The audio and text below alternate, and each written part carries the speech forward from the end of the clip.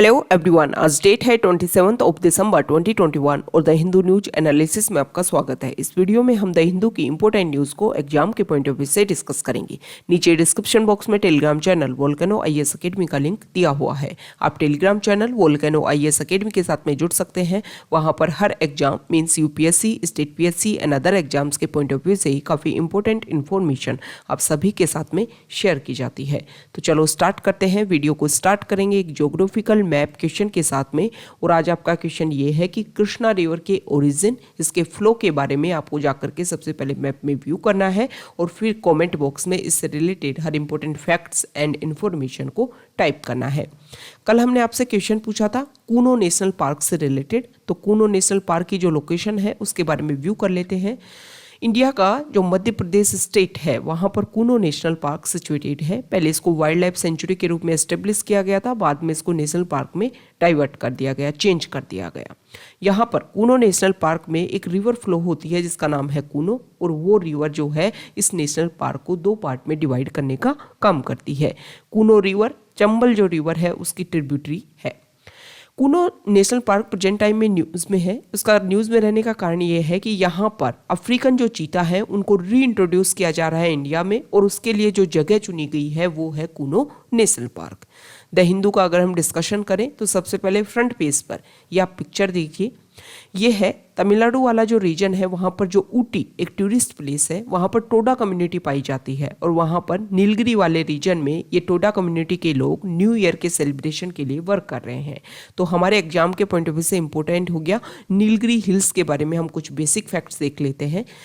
यहाँ पर देखिए मैप में अगर हम व्यू करें तो हमारे इंडिया का जो सर्दर्न पार्ट है वहाँ पर ईस्टर्न घाट और वेस्टर्न घाट पाए जाते हैं। दोनों का जहाँ पर एक दूसरे से सबमर्जेंस होता है, दोनों एक दूसरे से जो मेल्टिंग पॉइंट है एक दूसरे का, उसको बोलते हैं नीलगिरी हिल्स। नीलगिरी हिल्स की हाईएस्ट पीक है डोडा बेटा, और ऊटी जो टूरिस्ट प्लेस है उससे 4 किलोमीटर की दूरी पर ही सिचुएटेड है। यहाँ पर अगर हम देखें तो बहुत सारे कंजर्वेशन एरियाज हैं जैसे नीलगिरी बायोस्फीयर रिजर्व, ये सब कुछ यहाँ पर सिचुएटेड है।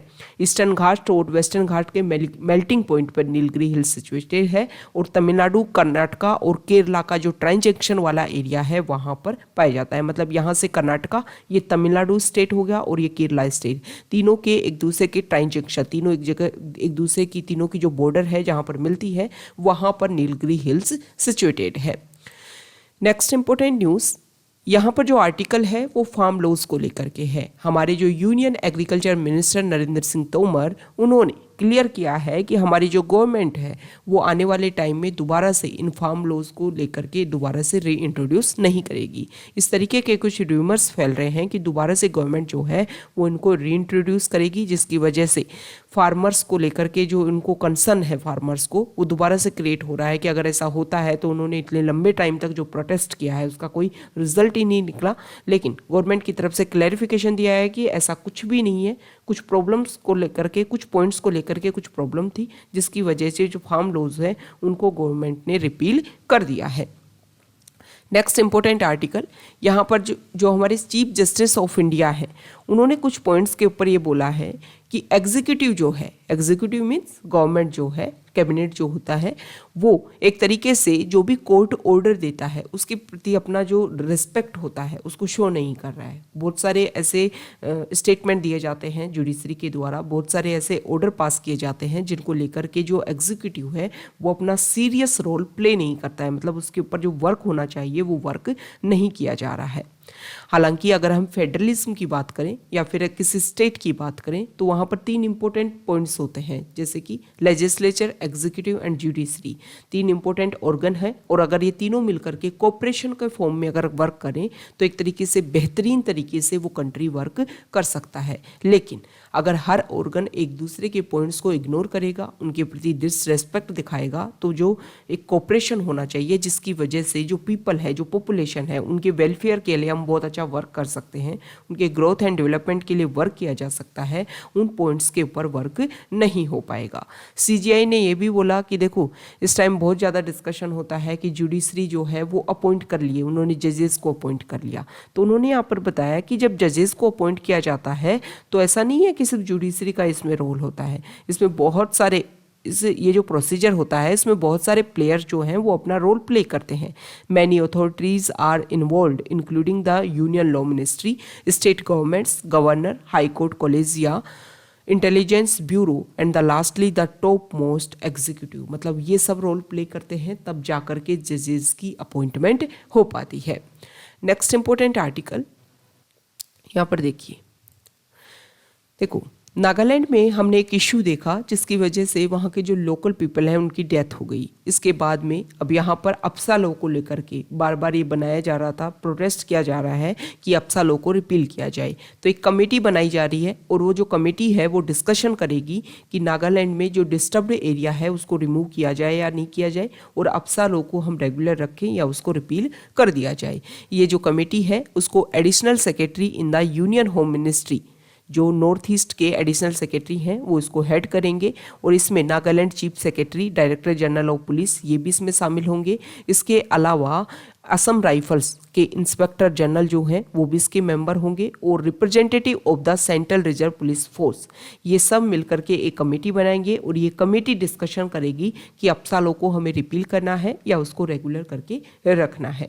हमारे एग्जाम के पॉइंट ऑफ व्यू से यहाँ पर सीआरपीएफ, असम राइफल्स ये टर्म्स इंपॉर्टेंट हो जाती है। सीआरपीएफ जो है सेंट्रल रिजर्व पुलिस फोर्स, ये जो है वो इंटरनल सिक्योरिटी को मेंटेन करने के लिए एक फोर्स है। असम राइफल्स के बारे में अगर हम देखें तो इन आर्टिकल्स को आप रिलेट कर सकते हो। ये जो टर्म है वो प्रीलिम्स के पॉइंट ऑफ व्यू से भी इंपॉर्टेंट है, और GS3 जो पेपर है इंटरनल सिक्योरिटी वाला जो पॉइंट है उससे रिलेट आप इनको कर सकते हो।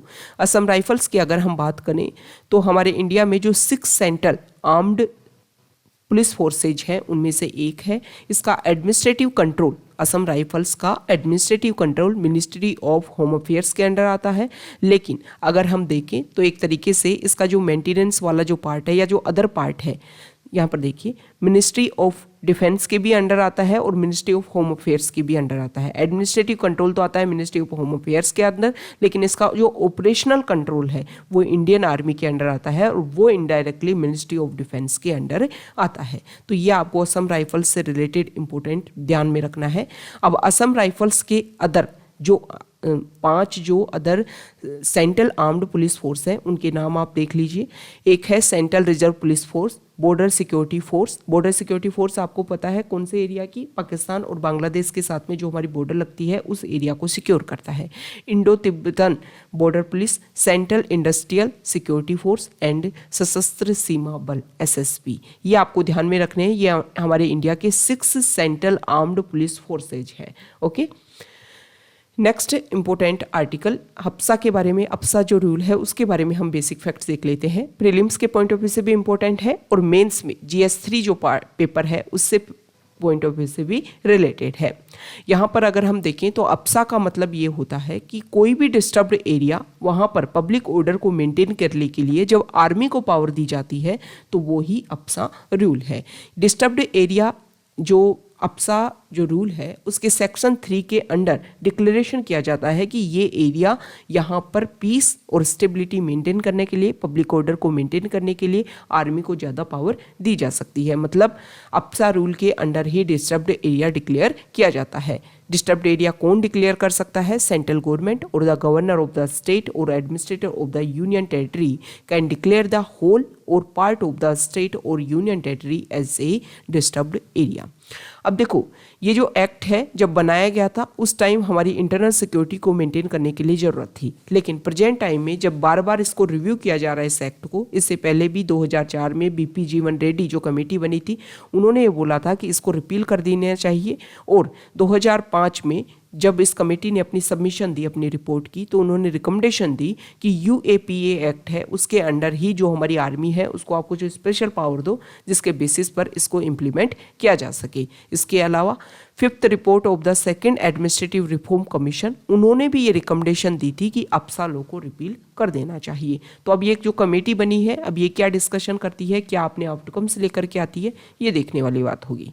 नेक्स्ट इंपॉर्टेंट आर्टिकल यहाँ पर साउथ अफ्रीका के एक तरीके से एंटी अपार्थाइड आइकॉन देशमन टूटू की डेथ हो गई और उनको नोबेल प्राइज़ दिया हुआ था, नोबेल पीस प्राइज़ दिया हुआ था उनको। और वो वहाँ पर एंटी अपार्थाइड मीन्स रंगभेद की नीति, मतलब कलर को लेकर के जो डिस्क्रिमिनेशन होता है उसके अगेंस्ट वो लड़ रहे थे रेगुलर वहाँ पे, और उनकी अब डेथ हो गई है। तो ये नाम आपको ध्यान में रखना है कि साउथ अफ्रीका से वो बिलोंग करते थे। यहाँ पर देखो जो न्यूज़ है, अभी क्रिसमस सेलिब्रेशन था 25 दिसंबर को, तो अंबाला में एक इशू देखने को मिला कि वहाँ पर जो क्राइस्ट का जो स्टेचू था उसको वेंडलाइज्ड कर दिया गया, मतलब आइडोल वेंडलाइजेशन इशू यहाँ पर देखने को मिला है। ब्रिटिश एरा का ये चर्च था और यहाँ पर ये स्टेचू लगा हुआ था जिसको वेंडलाइज कर दिया गया है। तो ये एक तरीके से हमारा जो इंडिया है वहाँ पर हर रिलीजन रहता है, हर कास्ट रहती है, हर कम्युनिटी रहती है। अगर हम दूसरे रिलीजन को लेकर के इस तरीके की डिसरेस्पेक्ट शो की जाएगी तो उसकी वजह से जो सर्वधर्म समभाव हमारा टारगेट है, हमारा ऑब्जेक्टिव है, उसको हम अचीव करने में बहुत सारी हर्डल्स क्रिएट हो जाएंगी। इसकी वजह से क्या होगा कि आने वाले टाइम में जब अदर रिलीजन कोई अपना फेस्टिवल सेलिब्रेट करेगा तो कुछ और ऐसे इशू क्रिएट होंगे। इसके लिए ये है कि कोऑपरेशन वाली जो पॉलिसी है वो ना सिर्फ गवर्नमेंट को अपने ऑर्गन्स में मेंटेन करने की ज़रूरत है, बल्कि जो पॉपुलेशन है उनको भी कोऑपरेशन की पॉलिसी को अप्लाई करना होगा अपनी लाइफ में। तभी जाकर के इस तरीके के जो इशू हैं जिनकी वजह से आने वाले टाइम में बहुत बड़े इशू क्रिएट हो सकते हैं, उन सभी को मेंटेन किया जा सकता है। यहाँ पर हरिद्वार में हमने ये देखा था कि हरिद्वार में कुछ हेट स्पीच देखने को मिले, जिसकी वजह से मांग की जा रही थी कि UAPA एक्ट के अंडर वहाँ पर FIR लॉन्च की जाए। हालांकि अभी इन्फॉर्मेशन गैदरिंग की जा रही है कि कौन सा ये इशू हुआ और किस किस पॉइंट के ऊपर इस तरीके के हेट स्पीच यहाँ पर दिए गए।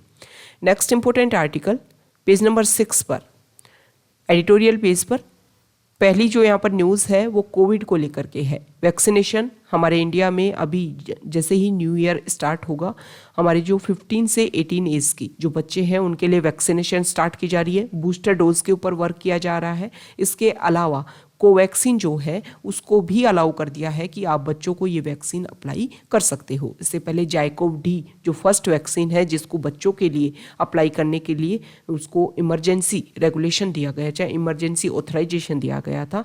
तो इसकी वजह से ये लगता है कि हमारा इंडिया जो है वो काफ़ी फोकस कर रहा है वैक्सीनेशन प्रोग्राम को लेकर के।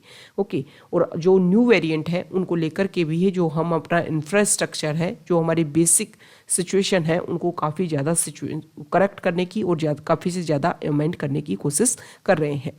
यहाँ पर जो आर्टिकल है वो अभी हमारे फॉरेन सेक्रेटरी म्यांमार की विजिट पर गए। म्यांमार आपको पता है कि वहाँ पर मिलिट्री रूल चल रहा है, वहाँ पर डेमोक्रेसी आने वाली थी। लास्ट 1 डेकेड में हमने देखा कि पार्शली वहाँ पर डेमोक्रेसी थी, मतलब मिलिट्री और जो डेमोक्रेसी इलेक्टेड जो गवर्नमेंट है वो मिल करके वहाँ पर रूल चला रहे थे। लेकिन कुछ टाइम पहले वहाँ पर इलेक्शन होते हैं और वहाँ की जो पॉपुलेशन है उन्होंने कम्प्लीटली डेमोक्रेसी के ऊपर अपने आप को टर्न करने की कोशिश की, जिससे वहाँ की आर्मी को लगा कि इतने लंबे टाइम से हम यहाँ पर रूल कर रहे हैं और हमारे हाथ से जो पावर है वो स्नैच हो जाएगी, छीन जाएगी। तो इसको लेकर के बहुत सारे पॉइंट्स जिसकी वजह से उन्होंने अपने अंडर कर लिया सारी पावर को। अब इंडिया ने यहाँ पर विजिट की तो इंडिया ने यहाँ पर कुछ बेसिक इंफ्रास्ट्रक्चर डेवलपमेंट करने की बात की है, वैक्सीनेशन प्रोवाइड करवाने की बात की है कि बहुत सारी डोज जो हैं वो हम म्यांमार के साथ में क्या करेंगे, म्यांमार को शेयर करेंगे। अब इन पॉइंट्स के आधार पर ये लग रहा है कि इंडिया को इसके ऊपर फोकस करना चाहिए कि वहाँ पर डेमोक्रेसी आ सके। डेमोक्रेसी के लिए क्या करना होगा कि वहाँ पर जो प्रेजेंट टाइम में जो गवर्नमेंट है उसके साथ में डिस्कशन करना होगा। अभी हमने देखा कि रशिया अपनी तरफ से, चाइना अपनी तरफ से कोशिश कर रहा है वहाँ की मिलिट्री के साथ में डिस्कशन करने के लिए।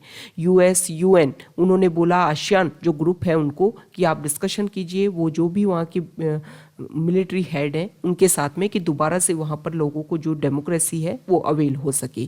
अब इस आर्टिकल में इंडिया के रोल की बात की गई है कि इंडिया जो है वो काफ़ी इंपॉर्टेंट रोल प्ले कर सकता है म्यांमार में एक तरीके से दोबारा से डेमोक्रेसी को अवेल करवाने में। Next important article 7th page पर यहाँ पर कुछ डाटा दे रखे हैं। अभी विंटर सेशन कंप्लीट हुआ है हमारे पार्लियामेंट का और इसमें ये बताया गया है कि किस तरीके से यहाँ पर लोकसभा और राज्यसभा में जो आउटकम्स हैं वो क्या क्या है। तो लोकसभा के बारे में बताया गया है कि देखो यहाँ पर बहुत सारे बिल पास हुए हैं हमारे लोकसभा में, लेकिन सबसे इम्पोर्टेंट बात यह है कि लोकसभा की जो एंडिंग हुई सेशन की वो एक क्रिटिसिज्म के साथ में एंडिंग हुई कि जो भी बिल पास हुए उसमें जो एडिक्वेट डिस्कशन होना चाहिए था उनमें कमी देखने को मिली। बहुत सारे जो एमपी हैं उन्होंने अपना कंसर्न एक्सप्रेस किया है कि बहुत ही फ्यूअर बिल ऐसे हैं जिनको स्टैंडिंग कमेटी के पास में भेजा गया है। फार्म लॉज जिनको रिपील किया गया, जिनको लेकर के फार्मर्स काफ़ी लंबे टाइम से प्रोटेस्ट कर रहे थे, उन फार्म लॉज को डिस्कशन किया गया लोकसभा में सिर्फ 2 मिनट के लिए, जब उनको रिपील किया जा रहा था। ना उनको पास किया गया तब डिस्कशन हुआ, ना स्टैंडिंग कमेटी के पास भेजा गया जब फार्म लॉज को पास किया जा रहा था मॉनसून सेशन में, ना उनको क्या किया गया, रिपील किया गया। रिपील करने के टाइम में कुछ डिस्कशन किया गया कि किन पॉइंट्स को लेकर के हम इनको रीइंट्रोड्यूस कर सकते हैं, इन पॉइंट्स को लेकर के कंसर्न था, इनको अगर हम रिपील करें, इनको अगर हम रिमूव करें और अगर ये अमेंडमेंट लेकर के आते हैं तो इनके बेसिस पर हम दोबारा से फार्मर्स की ग्रोथ के लिए इनको रीइंट्रोड्यूस कर सकते हैं।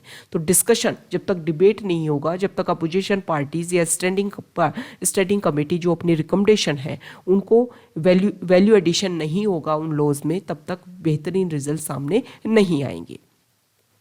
अब यहाँ पर देखो इलेक्शन लॉ बिल लेकर के लाया गया है जिसमें इलेक्टोरल रोल्स को जो आधार बिल है उसके साथ में लिंक किया जाएगा। तो इसके बारे में ये बताया गया है कि लोकसभा में सिर्फ 26 मिनट के लिए इसको डिस्कशन किया गया था। इस बिल को भी स्टैंडिंग कमेटी के पास में नहीं भेजा गया है, लेकिन अगर हम कंपैरिजन करें लास्ट मॉनसून सेशन से तो उससे अगर हम कंपैरिजन करें तो विंटर सेशन जो है वो काफ़ी ज़्यादा सही रहा। मतलब यहाँ पर कुछ थोड़ा सा जो डिस्कशन टाइम है वो भी इंक्रीज हुआ और जो बिल्स हैं उनको जो पास किया गया है ना 14 बिल्स को, उनको जो डिस्कशन टाइम है वो 10 मिनट से ज़्यादा इंक्रीज हुआ है। यहाँ पर डिस्कशन टाइम की बात की गई है कि डिस्कशन टाइम कितना है। अगर देखो कंपैरिजन करें 2014 से 22 सेशन हुए, उन सब में जो 12 बिल्स जो पास हुए, जो एवरेज टाइम जो डिस्कशन किया जा रहा था वो काफ़ी ज़्यादा ड्रॉप हुआ था। मतलब 2019 में 213 मिनट हुआ करता था और 2021 में 85 मिनट ही ये रह गया है।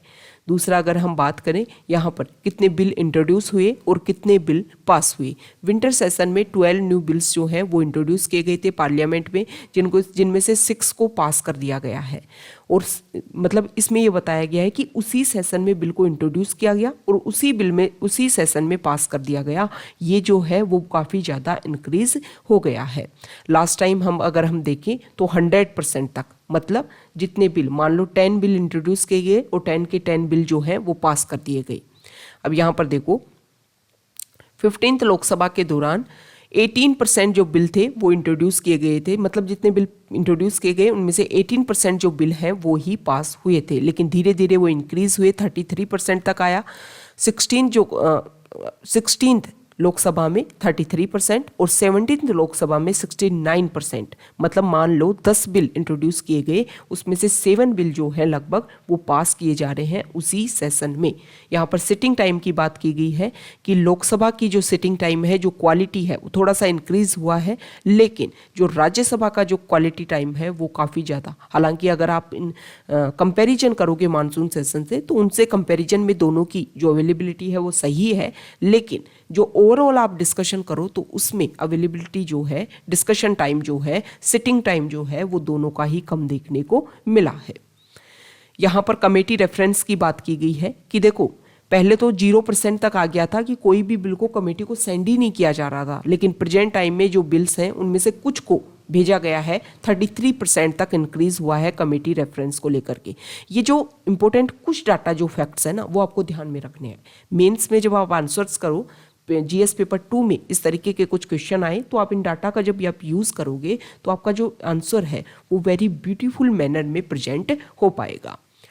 यहाँ पर बताया गया है कि हमारे लोकसभा और राज्यसभा में नॉन लेजिस्लेटिव डिबेट्स कितने टाइम तक हुई, तो विंटर सेशन में 19.3 आवर्स जो है वो हमने नॉन लेजिस्लेटिव डिबेट्स के ऊपर डिस्कशन किया। जैसे कि क्लाइमेट चेंज, कोविड-19 पेंडेमिक, इनके ऊपर हमने डिस्कशन किया बहुत ज़्यादा। हमारा जो इम्पोर्टेंट टाइम है जिसके ऊपर लॉ बनने के लिए वर्क होना चाहिए, उसमें से कुछ टाइम जो है वो हमने नॉन लेजिस्लेटिव जो डिबेट्स हैं उनके ऊपर भी खर्च किया, उनके ऊपर भी इन्वेस्ट किया।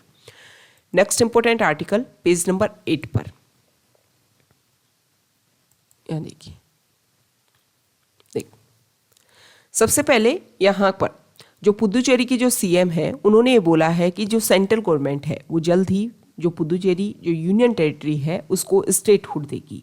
तो हमारे एग्जाम के पॉइंट ऑफ व्यू से यहाँ पर पुदुचेरी जो यूनियन टेरिटरी है उसकी लोकेशन इंपॉर्टेंट हो जाती है। उसकी लोकेशन को आप व्यू कर लीजिए। जो पुदुचेरी यूनियन टेरिटरी है वो किसी एक स्टेट में नहीं पाया जाता है, वो 3 स्टेट में, उसके मतलब 4 मेजर इसके पार्ट हैं और 3 अलग अलग स्टेट में सिचुएटेड है।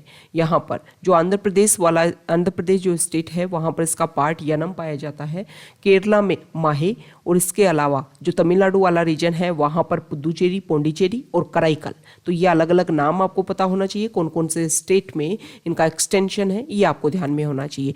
North to south, east to west, west to east या फिर साउथ टू नॉर्थ, कैसे भी इसकी लोकेशन को सिचुएटेड करने के लिए मैप बेस्ड क्वेश्चन आए आपको पता होना चाहिए। सबसे ईस्ट में कौन सा पार्ट है, सबसे वेस्ट में कौन सा पार्ट है, सबसे नॉर्थ में कौन सा पार्ट है और सबसे साउथ में इनका कौन सा पार्ट है।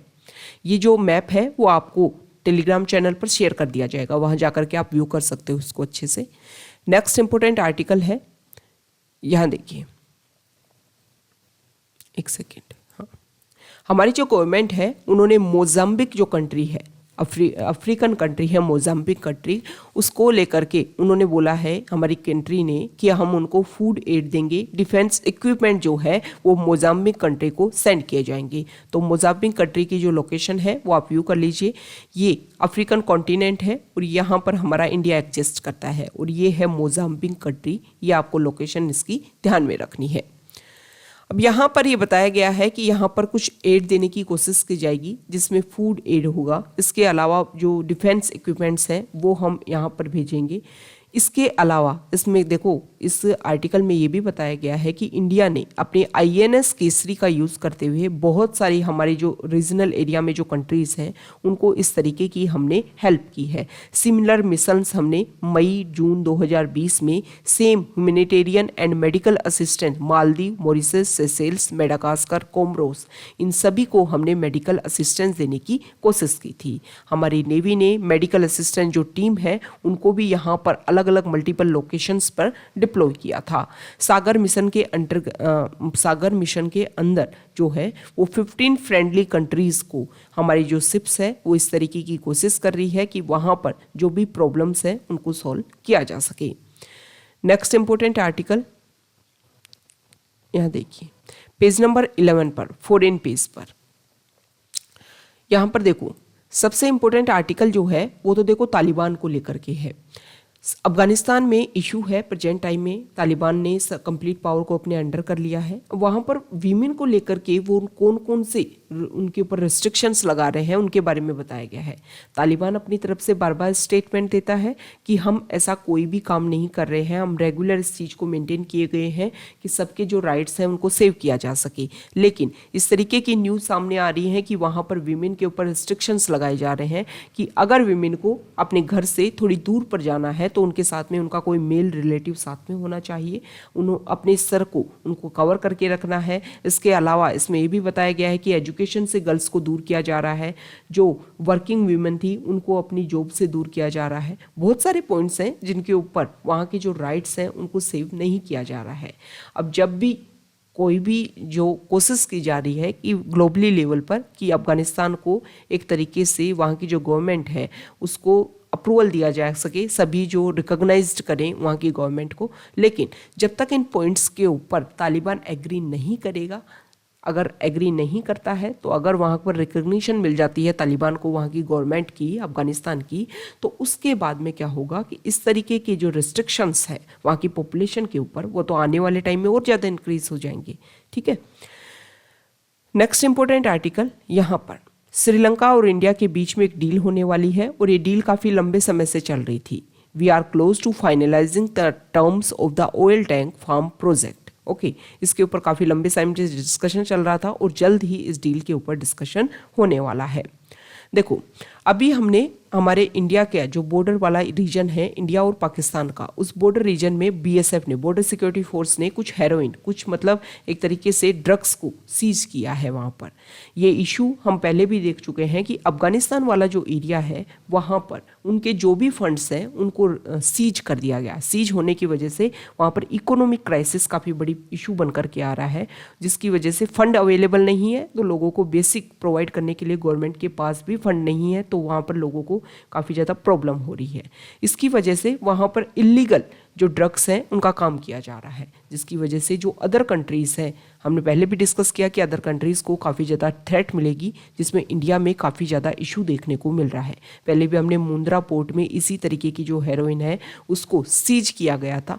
तो ये इशू अगर अफगानिस्तान में गवर्नमेंट को अवेल नहीं किया जाता है, उनके फंड्स को रिलीज नहीं किया जाता है, तो अदर जो प्रॉब्लम्स हैं वो आने वाले टाइम में और ज़्यादा इंक्रीज होंगी। तो ये आज का हमारा डिस्कशन था। Okay, thank you.